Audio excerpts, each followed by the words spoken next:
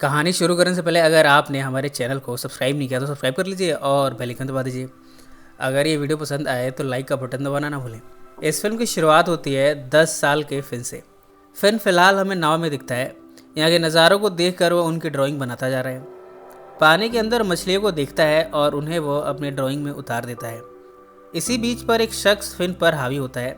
वो फिन से कहता है, तुम्हें मेरे लिए फूड और दवाइयाँ लानी हैं और साथ ही बोल्ट कटर्स भी लाना होगा ताकि मैं अपने पैर की जंजीरों को काट सकूं। ये शख्स किसी जेल से भागा हुआ लगता है। फिन उसकी डिमांड को पूरी करने घर लौटा है। फिन अनाथ है। उसकी बड़ी बहन मैगी ने उसे रेस किया है। मैगी का बॉयफ्रेंड है जॉय। जॉय भी मैगी को हेल्प करता है फिन को रेस करने में। एक्चुअली जॉय फिन से काफ़ी प्यार करता है। फिन उस कैदी के द्वारा मांगी गई चीज़ों को अरेंज करता है और फिर इन्हें लिए उस बीच पर पहुंचा है। बोल्ट कटर से वो कैदी अपने जंजीर को काटता है। फिन कहता है कि वो उसके लिए अल्कोहल भी लाया है। वो कैदी इसे ले लेता है। फिन के द्वारा खाए गए सैंडविच को वो खाता है। इसके बाद वो फिन को लिए बोट में जाने लगा है।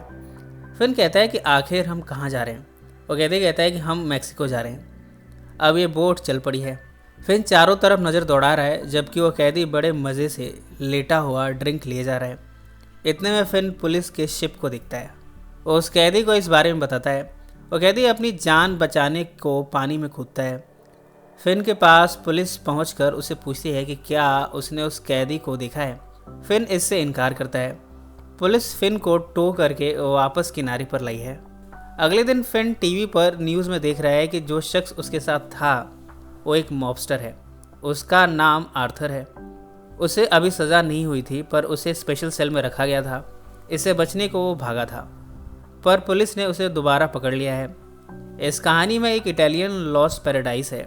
जोए जो कि एक गार्डनर है, उसे इसकी गार्डनिंग का काम दिया गया है। लॉस्ट पैराडाइज फ्लोरिडा के रिचेस्ट वुमेन नोरा डेंसमोर का महल है। इस शाही महल में नोरा एक बैरागी जीवन जीती है।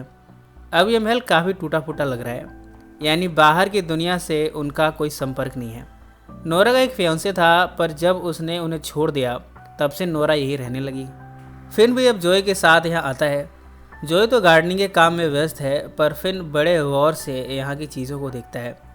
तभी उसकी नज़रों के सामने एक लड़की आती है। फिन उसे देखकर आकर्षित होता है। इस लड़की का नाम एस्टेला है। एस्टेला नोरा की नीस है। एस्टेला की खूबसूरती देखकर फिन उसे अपने ख्यालों से निकाल नहीं पा रहा। पहली मुलाकात में तो एस्टेला बड़े एरोगेंस के साथ बिहेव करती है। जब फिन यहाँ जॉय के साथ दूसरी बार आता है तब एस्टेला दरवाज़ा खोलती है। नोरा फिन का वेलकम करती है। वो उससे पूछती है कि फिन को ये महल कैसा लगा। फिन कहता है कि उसे यहाँ बहुत अच्छा लगता है। फिन बताता है कि उसे ड्राइंग्स बनाने का शौक है। नोरा एस्टेला को पोज देते हुए बैठने को कहती है। इसके बाद फिन उसकी ड्राइंग बनाना शुरू करता है। एस्टेला पोज बनाए हुए बैठी हुई है। नोरा फिन से बड़े साइलेंटली पूछती है, क्या तुम एस्टेला को पसंद करते हो। फिन कहता है कि एस्टेला बहुत खूबसूरत है पर वो बड़ी एरोगेंट है। नोरा कहती है कि एस्टेला को अगर तुम पसंद करते हो तो वो धीरे धीरे तुम्हारे साथ सॉफ्ट होती जाएगी। पर वो वॉर्न भी करती है। वो कहती है, स्टेला तुमसे प्यार तो करेगी पर बाद में तुम्हारा दिल तोड़ देगी। इसके बाद एस्टेला और फिन पानी पीने जाते हैं। यहाँ बहाने से एस्टेला फिन को किस करती है, यानी अब वो भी फिन को पसंद करने लगी है। दोनों साथ में यहाँ डांस भी करते हैं। अब जॉय के साथ फिन अक्सर यहाँ आता रहता है। एस्टेला से उसका प्रेम प्रसंग भी चल रहा है। दोनों इसी तरह यहाँ डांस करते रहते हैं। इस तरह साल दर साल बीतते जा रहे हैं। दोनों अब बड़े हो गए हैं। अब मैगी घर से भाग चुकी है। जॉय ने फिन को अकेले में ही रेस किया है। फिन हर सैटरडे को लॉस्ट पैराडाइज में जाता है। अब वो एक टैलेंटेड पेंटर बन चुका है। नोरा अब और भी बूढ़ी हो गई है जबकि एस्टेला पहले से भी ज़्यादा खूबसूरत। एक दिन एस्टेला फिन के घर आती है। वो उसकी ड्राइंग्स देखकर काफ़ी इम्प्रेस होती है। वो काफ़ी फ्लर्टी है। फिन ने एस्टेला की एक खूबसूरत ड्राइंग जो बचपन में ड्रॉ की थी उसे एस्टेला देखती है। इन दोनों में आज तक जिस्मानी संबंध नहीं बना। एस्टेला फिन से फ्लर्ट मारते हुए कहती है, तुमने आज तक मुझसे सहवास करने की इच्छा क्यों नहीं जाहिर की। फिन कहता है कि वो एस्टेला से डरता है। एस्टेला इसके बाद फिन को सिड्यूस करती है। इस मोमेंट में दोनों एक दूसरे के करीब आते हैं। जब फिन के अंदर की वासनाएं उफान पर आती हैं तभी ऐन मौके पर एस्टेला उसे छोड़कर जा रही है। फिन उसे रोकता है। एस्टेला फ्रेंच में कुछ कहती है। फिन इसे समझ नहीं पाता। वो एस्टेला का पीछा करता है। वो लॉस्ट पैराडाइज पहुंचा है। यहाँ नोरा है। नोरा फिन को समंदर के किनारे लाई है। वो अपनी कहानी बताती है कि किस तरह उसे किसी मर्द ने छोड़ दिया। अब एस्टेला मर्दों से उसका बदला लेगी। वो कहती है, जैसे एक मर्द ने मुझे रुलाया वैसे ही एस्टेला मर्दों को रुलाएगी। मैंने उसे ये सब कुछ सिखाया है। फिन को ये सब बातें समझ नहीं आ रही। वो तो बस एस्टेला से मिलना चाहता है। उसे देखने को वो बेकरार है। नोरा कहती है कि एस्टेला अब 2 साल के लिए स्विट्जरलैंड जा चुकी है। ये सुनकर फिन बेचारे का दिल टूट गया है।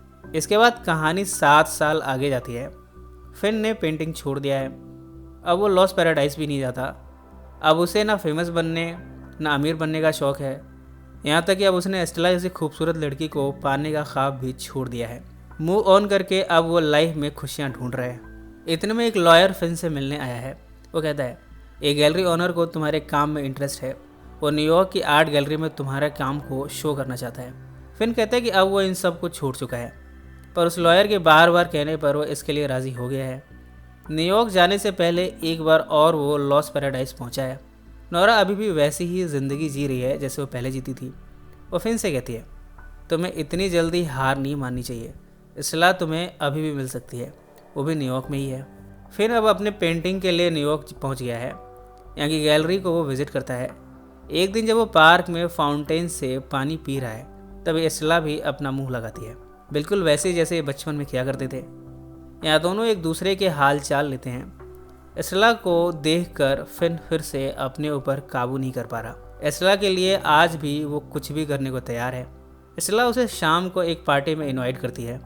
जब फिन यहाँ पहुँचा है तब इसला का सच उसे पता चला है। इसला एक अमीर आदमी वॉल्टर से एंगेज्ड है।